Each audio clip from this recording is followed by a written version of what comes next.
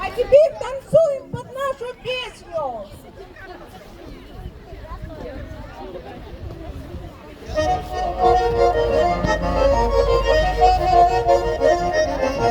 Здравствуй, милая деревня, дорогое селышко.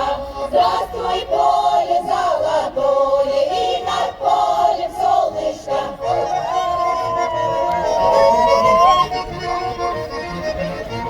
Говорят, что села скучно, веселей в городах. Если честно вам признаться, это просто ерунда.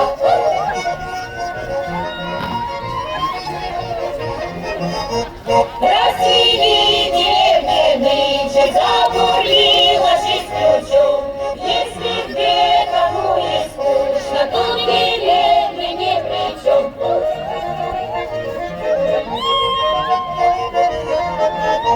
Надо все на современно строить, радоваться жить. Ведь обычаев забытых кое-что мы возродим. По-старинному жениться, никогда не разводиться, дядьку с мамкой почитать, петь